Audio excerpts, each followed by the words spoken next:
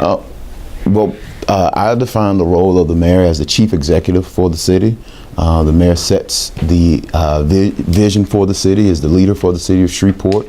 But per the charter, the mayor is the chief executive of the executive branch of local government. They appoint a CAO who's responsible for running the day-to-day operations of the city of Shreveport and help with hiring and selecting department heads to lead the city in their day-to-day operations, from police, fire, public works, SPAR, and the mayor is also responsible with the help of the CAO for setting forth an annual budget presented to the council and submitting ordinances for if the budget needs to be amended. The mayor is also responsible for signing contracts, executing contracts, and so it's similar to the typical form of government that we see throughout the country. It's a legislative branch and executive branch, and the mayor is the chief executive for the executive branch of government. I'd like to see the mayor's position stand up and be a leader. That's why I'm running for mayor, and that's my thoughts on just the mayor's office in general.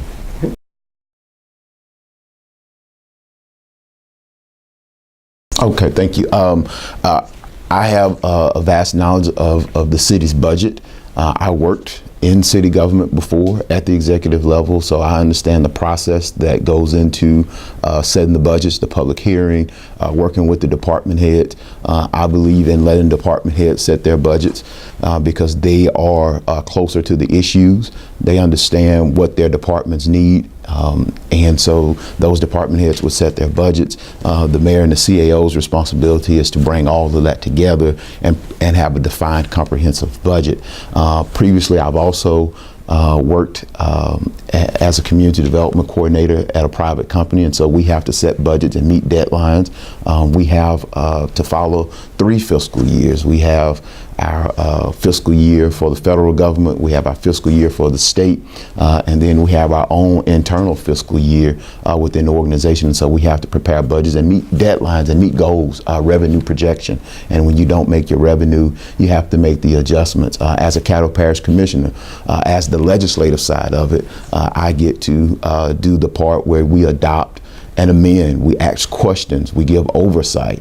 And so I have a vast knowledge of budgeting, from revenue collection to budgeting to amending the budget, and again, making out those goals. If you have, if your sales tax revenue is coming in below what you predicted, you have to make the adjustments within the budget. If you are working to keep your pension system solvent and things are going all right, you have to work to keep that solvent. And so all of those are the working mechanics of the budget. It is a large number, and so you have to have someone who's experienced, who understands there's a difference between the general fund budget and the capital budget.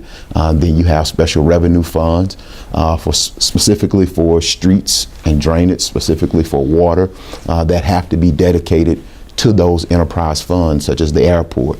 And so I do have an intimate knowledge of municipal budgeting.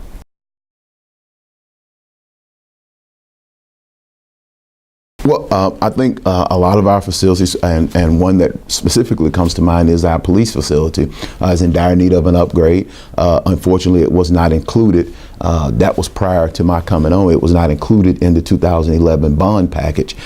We have to make our public safety a priority. The men and women who protect the city of Shreveport should not have to suffer under dire circumstances.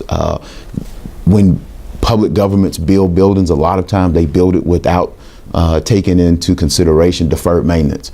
And so if you look at a lot of those departmental budgets, you will see that they have a deferred maintenance cost that goes often unfunded.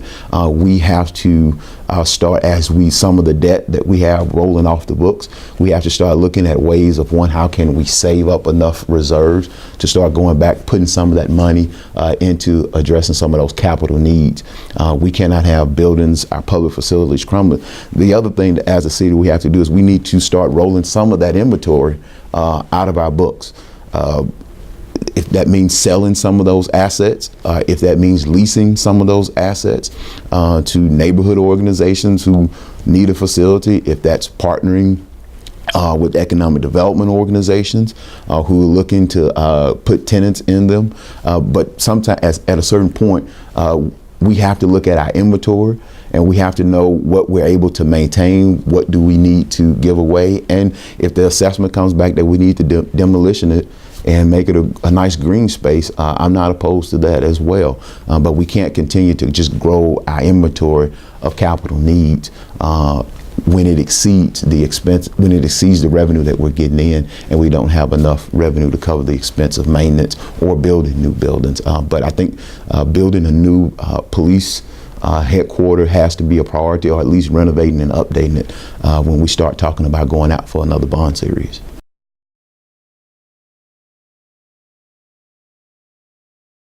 Absolutely, and I tell people there isn't a campaign that's running the 21st century that doesn't focus on crime, that doesn't focus on economic development. Nobody campaigns and says, I'm going to increase crime and reduce jobs. That's just not possible in the 21st century.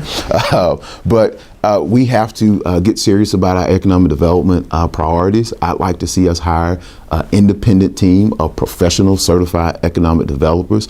I'd like to see us have more synergy within our economic development entities. We have a lot of entities that are dedicated and stood up for the purpose of economic development, such as our chamber, such as NLEP, such as Biomedical Research Foundation, such as the Coordinating Development Council. So we have a lot of economic development arms that are moving.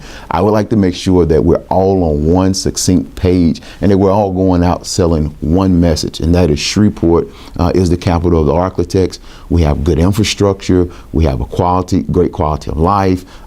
We will work at eventually to get our crime rate down, or at a level where the perception is not driving the conversation.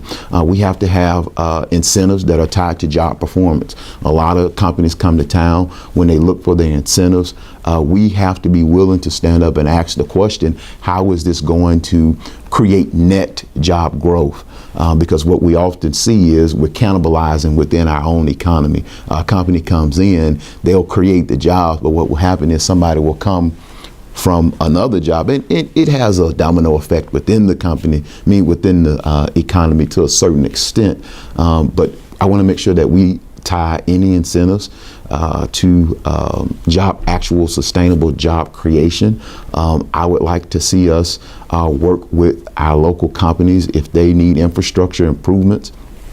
If they meet their job metrics, we will work with them on those infrastructure improvements. We have an industrial development board that has the ability to do pilots and TIFs. I don't think we have utilized that program enough, not only for companies coming in, but to help retain and grow and expand existing companies. That industrial development board that we have should be doing road shows throughout the city, partnering with the Chamber of Commerce, going to talk to these manufacturers that we have here, and how can we help them export their resources out to the rest of the world so that we can bring wealth and capital back to our city. And so there's a myriad of ideas that I have centered around economic development, but it starts with getting a robust team of economic development professionals and getting everybody on one page.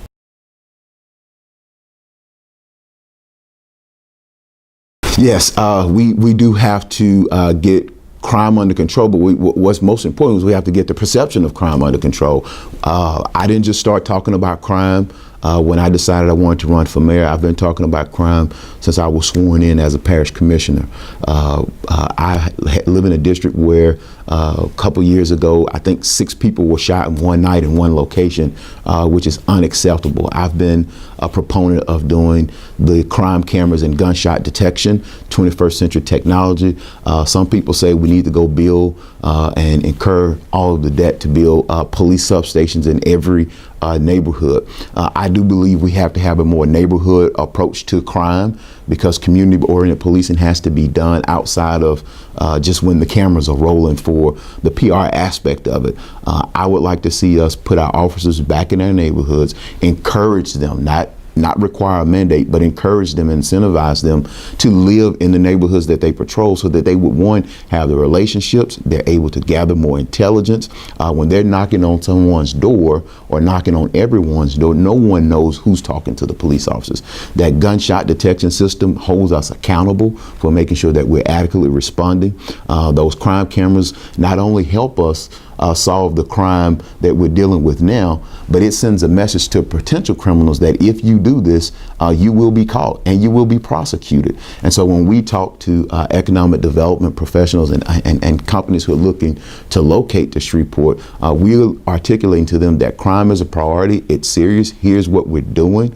We have a chief that their sole priority, his or her sole priority, is to go out and tell folks that we're not going to take this, and we have to take back that narrative, because we can't wake up every day with nightly shootings and the message can't be, well, Chicago had 30 and we only had 5. That's not a good counter to that message. We have to get to the root causes of crime.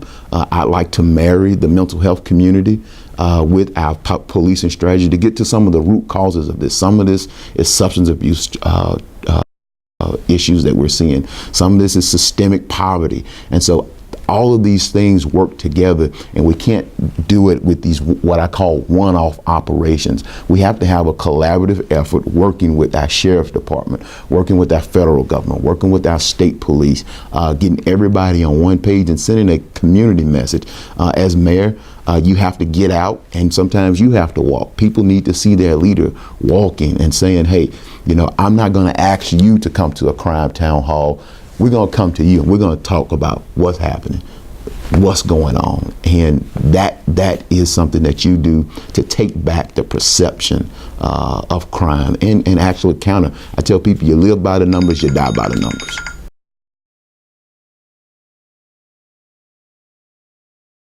Absolutely, that's a good question. Accountability has to be paramount when we're talking about public servants and public employees. I believe national searches will be required. However, we have to make sure that people are not just passing through using these city appointments as a resume builder. A lot of times I've been disappointed, particularly with the airport director. It seems as if that position has been kind of a pass-through where individuals are coming to build their resume to go to somewhere else. We have to have individuals who know Shreveport, who are invested in Shreveport, but as we do the national search, it's okay to bring in an outside perspective if that warrants it, but they have to understand that this is about public service. This is not about us being served, or this is not the image of public service that we often see. What I tell folks is local government is the most important government that you can have. The closer you are to the kitchen table and the closer you are to the trash can being picked up, your role is just that important. We don't have Secret Service agents that we can hide behind. And so I believe holding quarterly accountability for department heads, making sure that they're meeting their goals that we've set out to do, making sure that they're out in their areas, talking with their employees and getting employee feedback.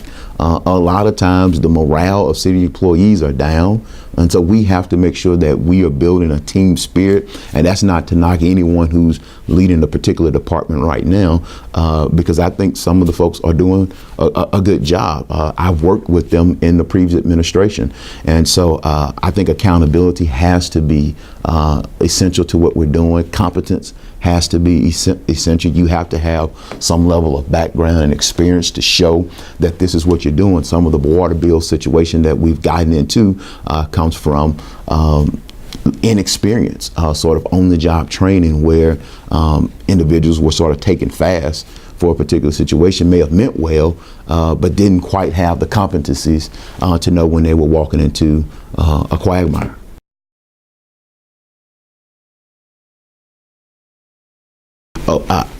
In all areas, collaboration is key.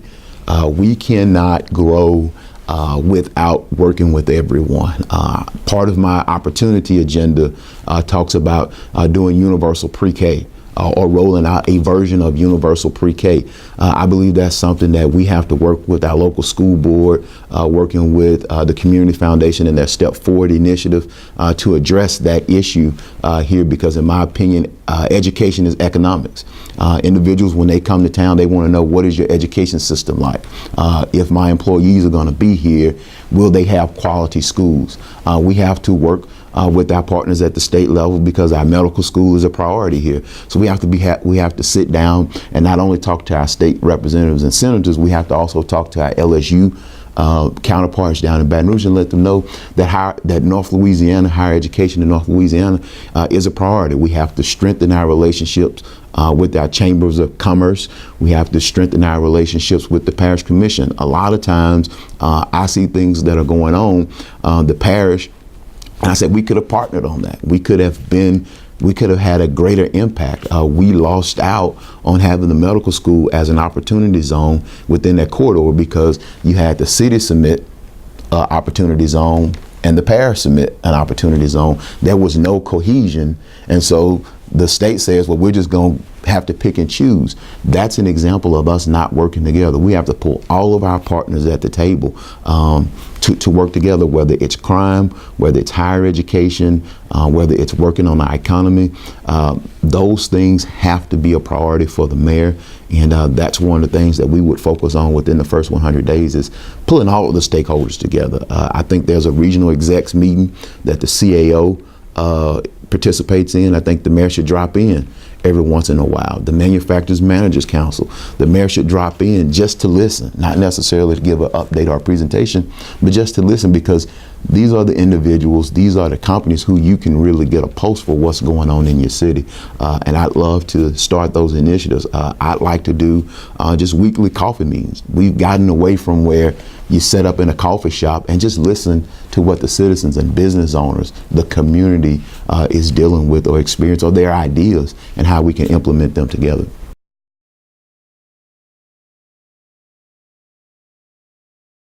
Well, we have several challenges. Of course, crime is an issue. I think our economy is the highest priority. If I had to rate them, our economy. When I talk to individuals, we have to give individuals, we struggle on two ends. There are young folks who struggle with, should I come back to Shreveport because will I have an opportunity? And then you have individuals who are closer to the retirement age. They may be empty nesters. If my children are off in Dallas or Houston and I'm going over there every other weekend, now I have a toll tag, why not just move there? And so why buy a house or invest in the house that we have as opposed to move where they are? And I tell folks often, you know, when you put your child on a plane and send them off to school in New York, chances of them coming back is slim to none, because we lack the opportunities here.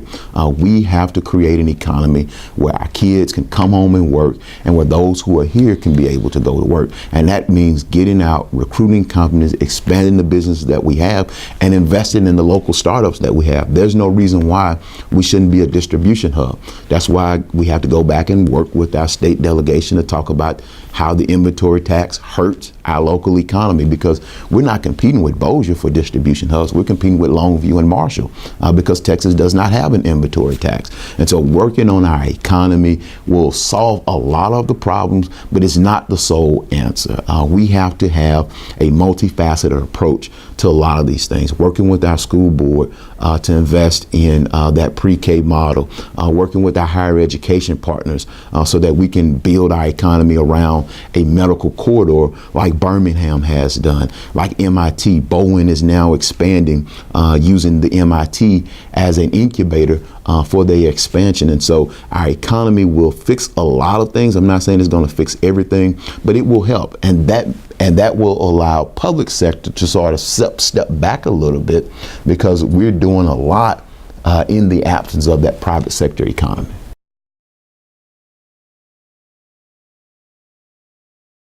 I tell people Shreveport has to be, I believe Shreveport has to be a city of opportunity. We have to send that message out to our citizens and folks who want to come here. The budget, as we talked about, is a vision and a blueprint, and that doesn't necessarily mean we have to always give financial resources.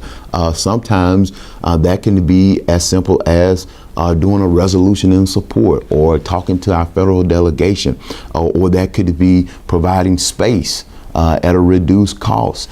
Sometimes that could be with our police department. Are we individuals feeling safe? So my top 3 priorities are economic development, crime, and making sure that we grow and expand our medical and technology community here. It's important, and part of that comes with expanding the higher education opportunities here.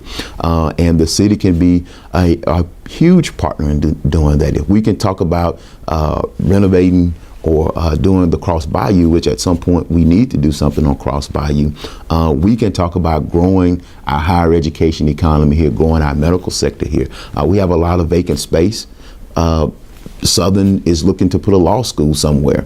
We have vacant space. The library would be a great space. It already has a law library in it. It used to be a federal courthouse. We can move the library down to Shreveport.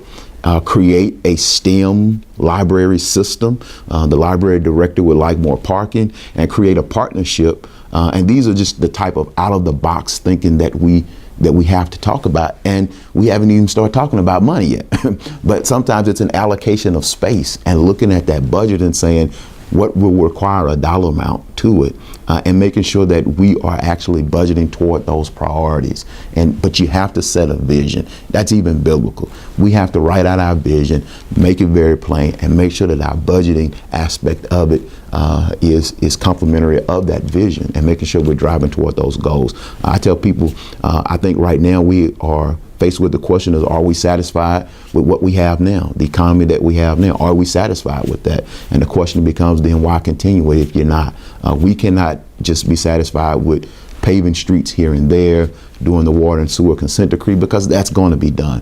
Shreveport doesn't necessarily need a manager. We need a leader willing to set a bold vision and bring people together around that vision and make it a community vision, and invest and make sure that these things align with our 2030 master plan, and be able to strategically implement those goals and objectives.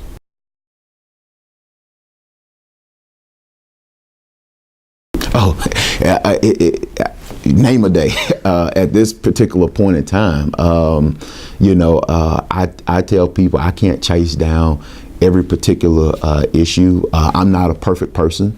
And so everyone has a chapter in their life, a book, a chapter, a page, a couple pages that they wish were never written. And what we have to do is, when we make mistakes, we own it. We don't run from it. And so I've made mistakes. I live by the principle, I don't believe I can cast the first, second, or third stone. I may be eligible for the fourth, fifth, and somewhere else down the line, but I don't qualify for the first stone to be cast. And we have to approach government because Shreveport, the city of Shreveport, and our employees are just a microcosm of society. And so things are going to happen. We have to hold people accountable. I do believe that the ethics rules that we have in place at the state level, they hold public citizens accountable. We have to disclose what our financial disclosures are. We have to disclose who is contributing to our campaigns. And that's what holds us accountable. I would like to see us move to a more open system where we don't necessarily have to do a public records request.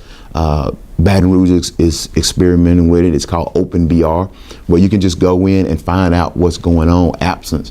Other than economic development projects, I think the state should exempt our public records from being, because we're competing. It's a very competitive environment. But ethics has to be at the forefront of what we do. Integrity has to be at the forefront of what we do.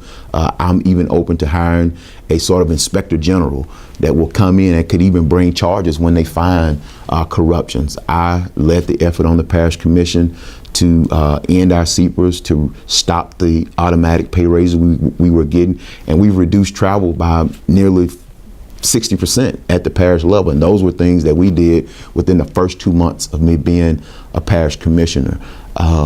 I'd like to see the city employees incorporate sexual harassment training so that we know, because there are unconscious biasness and unconscious offenses that we have on a daily basis and we don't even think about them sometimes. So I'd love to see us ramp up our efforts with that, with our HR department, and talk about these things, because we have to send a message that we're more tolerant and inclusive society here in Shreveport.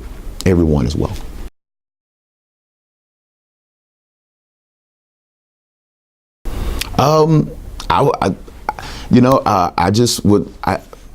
I know a lot of city employees are concerned as well about the health care and their pensions. The city has made some changes back in 2014 where the pension system became a little bit more solvent.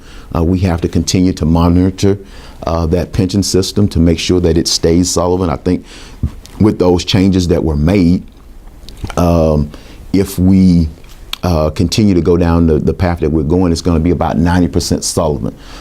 Pension system, public pension systems around the country are seeing that they're having problems with their unfunded liabilities. I think our latest either audit or the CAFR noted that there's an issue with the unfunded liabilities. We do have a plan right now that was put in place in 2014, and we also have to look at, or does that CAFR look at the long-term debt that we've done to do some of our bond capital projects. I'd also like to see us do a more robust job with our street repairs. Right now we're spending all of the $6 million in the swept coach franchise fee that we get. We could go out and leverage that $6 million to do a more robust street project, because a panel replacement here, a panel replacement there, by the time we get around to doing some more whole-scale work, those panels, we got to go back and fix what we just did. And so we also have to invest, as we're doing that work, utilize local companies, not companies that have set up a shell game to say that they're local, but individuals who are local, and do it within the requirements of the bid law. We're not asking anyone to go and break the bid laws. I'm also aware of the issues that are taking place with companies that come in and they lowball their bid, and they come back and they do change order after change order after change order, and it basically is pricing out some of our local contractors here, and that's not fair, and that's part of that ethics and integrity that we have to get a hold of with regard to our city contractor.